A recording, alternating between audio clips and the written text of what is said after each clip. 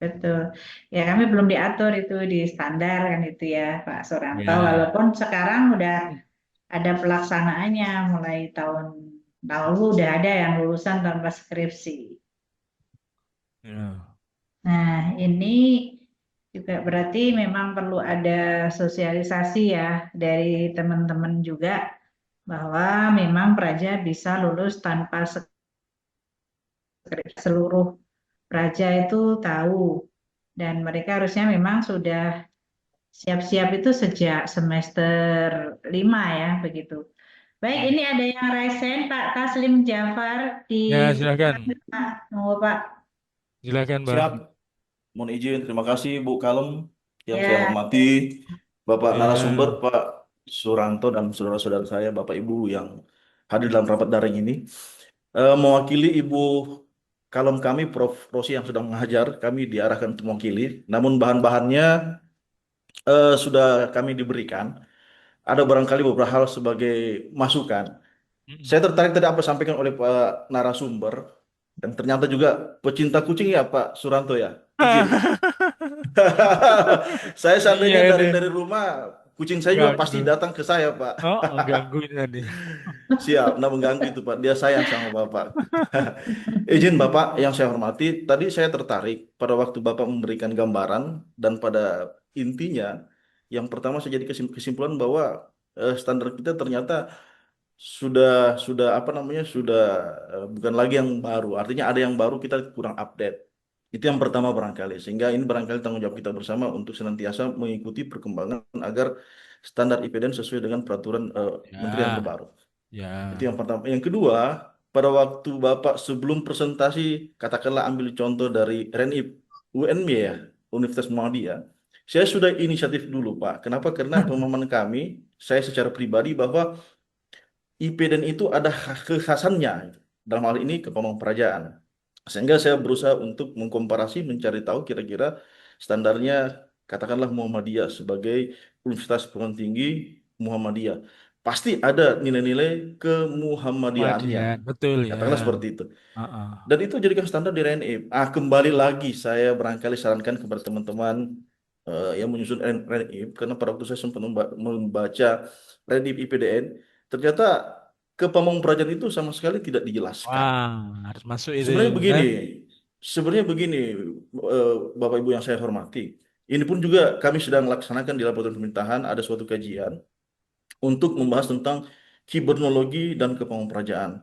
Kenapa? Begini Pak Suranto yang saya hormati. Barangkali Bapak Ibu sekalian di daring ini sebagian besar adalah dosen. Saya mengamati, saya observasi beberapa tahun terakhir ini pada waktu saya menguji praja dalam konteks apa namanya ujian komprehensifnya. Saya tanyakan tentang pengertian kepamongprajaan saja. Nggak Mereka tahu. lebih banyak ngarangnya tidak sesuai dengan narasi atau deskripsi sumber literatur. Jadi saya mengatakan bahwa kita gagal sebenarnya. Lalu saya lanjut lagi Pak Suranto izin. Ini PR bagi kita semua sebenarnya. Pemahaman kita tentang nilai-nilai kepemimpinan ada di buku Kriminologi Tari Sunan Raha, ada 12 nilai-nilai kepemimpinan. Pada waktu saya tanyakan kepada praja, katakanlah ini 5 tahun terakhir loh Pak, Bapak Ibu Ah, sekalian. Yang dia katakan itu adalah LDR, Pak. Apa itu LDR? Loyal, disiplin, dan respect. Saya tanya itu kan doktrin pengasuhnya, bukan apa ya pemahaman ilmu tentang masalah nilai-nilai hmm, kepemimpinan yang dia hmm, dapatkan dari sumber di kelas yang diajarkan oleh para hmm, dosen. hmm. Ini 5 tahun terakhir. Sehingga ya ayolah saya kembalikan kepada Bapak sekalian sebagai apa? Sebagai penyusun RENIP dan kita semua memahami bahwa sebenarnya kepemimpinan itu apa sih? Kok bisa tidak muncul di RNIP sedangkan Muhammadiyah menekankan ke Muhammadiyaannya, sedangkan kita ke pemperajaan sesama kita saja mohon maaf sekali lagi, barangkali konsep definisinya berbeda-beda. Padahal ini hal yang sangat menjadi landasan filosofi kita untuk mengembangkan pendidikan ini. Itu barangkali yang pertama. Yang kedua, pada waktu membaca RENIP juga, saya melihat komparasi kita lebih ke perguruan tinggi umum. Barangkali bisa sebagai saran, karena kan kita khasnya juga adalah boarding school. Ada satu tanggung jawab kita khususnya dalam program Diploma 4 ini, bagaimana membentuk karakter kepemimpinan itu sendiri. Sehingga dibutuhkan suatu tempat sebagai wadah sesuai dengan rencana program IPDN sendiri itu untuk membentuk karakter Pamung Praja seperti apa. Harapan saya ada komparasi juga dilakukan ke perguruan tinggi yang menerapkan, apabila komparasinya ke luar negeri, saya rasa ada perguruan tinggi yang memang menyelenggarakan pendidikan dalam konteks boarding school yang sengaja diselenggarakan oleh pemerintahnya atau negaranya untuk mencetak apakah abdi negara dalam konteks sipil atau barangkali semi militer dan bahkan militer.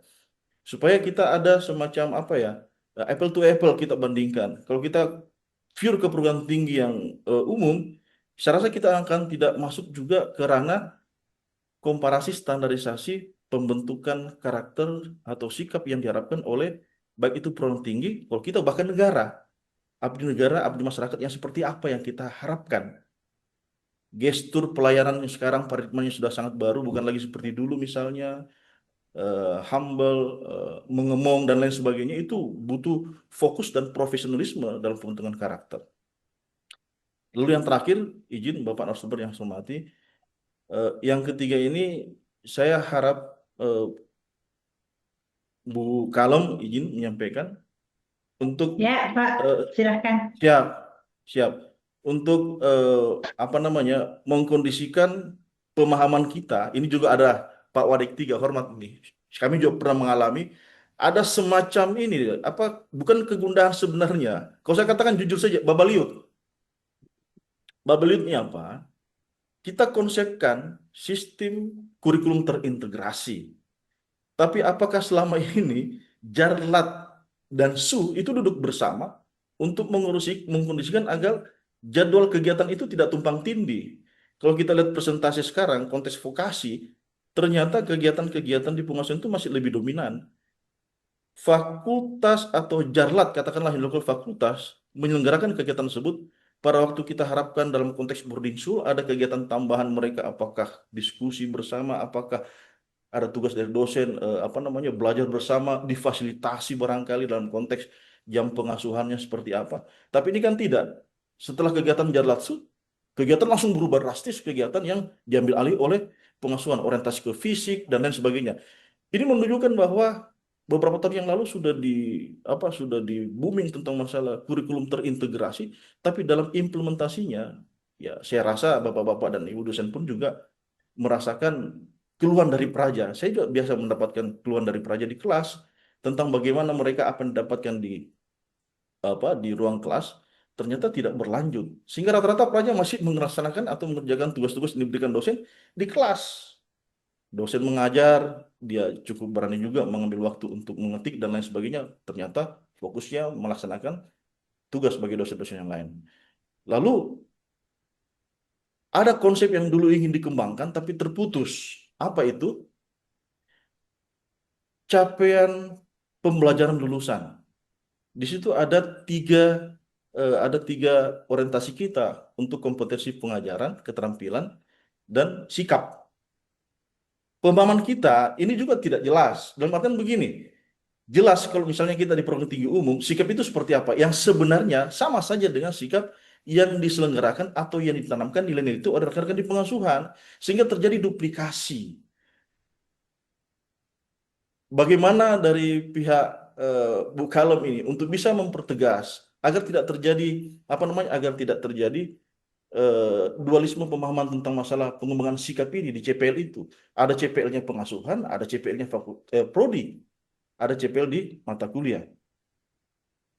Sehingga pengasuhan itu sebenarnya sudah masuk ranah wakil dekan 3, warik 3. Dialah yang memsupervisi agar jelas sikap ini yang dikembangkan dalam konteks CPL di mata kuliah itu sudah komunikasi antara kaprodi dan para pengasuh. Lalu ada juga CPL yang secara umum, katakanlah karakter Pamung Praja yang profesional seperti apa, yang negarawan seperti apa. Tetapi ada juga capaian pembelajaran sikap antara program studi yang satu dengan yang lain, jujur saja, itu pasti spesifik berbeda. Satu contoh misalnya, sikap praja di level program studi manajemen, katakanlah manajemen keuangan daerah, itu cukup berbeda dengan praja yang punya sikap dalam konteks politik Indonesia terapan punya beliau Pak Dr. Hapri, katakanlah seperti itu. Jadi ada spesifikasi karakter apa yang diharuskan dimiliki oleh praja-praja di prodi tertentu, katakanlah seperti itu. Saya rasa disitulah profesionalisme yang harus dikembangkan di jajaran kemahasiswaan yang memang kolaborasi fakultas dan pengasuhan, bahkan bukannya pengasuhan di bawah fakultas, tidak, tapi kalau memang ada apa namanya, ada reorganisasi yang sangat besar ya bisa juga disarankan, sehingga yang dulu memang tidak ada fakultas, kita masih umum program studinya di IPDN, sekarang sudah ada fakultas, sehingga pengasuhan dengan pembentukan sikap, dimensi dan nilai-nilai indikator yang dinilai di pengasuhan itu sebenarnya sudah masuk juga ke ranah CPL yang ada di prodi. Ini barangkali bisa dijadikan sebagai wacana, izin Bu Kalem yang saya hormati, agar walaupun barangkali RENIP ini kita sudah susun, standar kita sudah susun, tapi dalam pelaksanaan di lapangan itu masih terjadi tumpang tindih yang saya lihat signifikan, yang akan menjadi masalah sumbernya adalah mahasiswa kita yang jadi korban. Gamang. Itu barangkali Bu Kalem dan narasumber yang saya hormati, Bapak sekalian. Terima kasih atas barangkali perhatiannya dalam hal apa yang kami berikan masukan. Saya tutup. Assalamualaikum warahmatullahi wabarakatuh dan selamat pagi.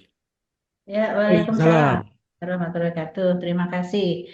Ini kalau Pak Suranto tuh memang sudah beberapa kali ya menjadi asesor akreditasi prodi sejak zaman UPM-nya masih Bu Dr. Ika ya, Pak Suranto ya. Jadi Ya. sedikit banyak juga memahami bagaimana sistem pendidikan di IPDN, bahwa di kita itu sikap itu kan tidak seperti hanya sikap di perguruan tinggi umum yang dibawa Kemendikbudristek, namun kita ada sikap yang dibentuk dari kegiatan pengasuhan, ibaratnya mulai pagi sampai pagi lagi 24 jam. Nah, ini menuangkannya. Sebenarnya kalau bisa dituangkan di profil lulusan, terus CPL begitu ya, Pak Suranto, nanti baru diturunkan ke standar. Dan ini memang perlu pemikiran dari teman-teman ya, Pak Taslim Jafar, Pak Sutio yang memang pernah mengalami jadi mahasiswa atau pelajar di sini dan sekarang juga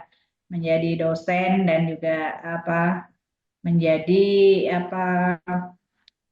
eh, pimpinan begitu ya, yang memang perlu untuk ini merumuskan dari visi IPDN kan berkarakter kepamongperajaan. Nah ini di breakdownnya ke profil lulusan dan CPL juga ke standar, itu mungkin memang perlu ada diskusi khusus begitu ya Pak Suranto. Dan mungkin Pak Suranto kan melihat itu kan Bapak kalau pengalaman untuk menyusun standar itu kan sudah ini ya, sudah mbahe gitu ya. Dan sekaligus asesor dan PT. Nah, itu mungkin untuk IPDN itu contoh gini Pak Suranto, misalnya contoh untuk kompetensi itu kan kalau di kita kan kompetensi lulusan itu misalnya membentuk karakter kepamongperajaan. Terus, nah misalnya contoh standar, misalnya standar dosen ya Pak Suranto ya. Kalau perguruan tinggi umum kan standar dosen. Kalau misalnya di IPDN mungkin perlu ya ada lampauan di situ standar dosen, pelatih, pengasuh seperti itu Pak Suranto Ya standar standar pengasuh ya. ya. Ada standar pengasuh. Iya. Jadi gini Bu, ini tadi bagus ya Pak Taslim ya. Ini Ya, ini. Jadi begini. Jadi kalau kita bicara tentang profil apa tadi ada sikap dan sebagainya tadi, itu kan sebenarnya kalau kita nanti setelah selesai ini, kita akan bicara yang lain hal terkait dengan betul. kurikulum. Kan itu. Nah, di kurikulum itu di sini yang ngatur siapa? Kalau di UMY itu namanya direktur direktur pendidikan ya, direktorat pendidikan. Nah, itu dia yang membuat aturan tentang kurikulum secara keseluruhan, yang mengkoordinasi prodi-prodi untuk membuat kurikulum. Jadi nanti CPL itu ya yang membuat prodi sesuai dengan masing-masing prodi apa dia kan itu. Tapi dikoordinasikan di level universitas itu hanya untuk masalah template dan mungkin untuk konsultasi-konsultasi seperti itu. Jadi benar tadi ya terkait dengan setelah kita ada profil, maka nanti akan ada CPL. IPL. Nah, CPL itu ya jangan banyak-banyak, jangan sampai 20, 15, enggak. CPL itu paling ya untuk sikap itu bisa satu atau dua. Kan itu. Kemudian untuk kemampuan umum ya bisa satu, dua, tiga. Khusus dua, tiga. Kan itu pengertian Pengetahuan umum kan ada 4 ya, pengetahuan umum, keterampilan khusus, sikap. Total itu paling maksimal 12 aja kan itu. 12 nanti bisa Ya. diukur itu, kalau lebih dari itu ngukurnya susah. Oh, Sehingga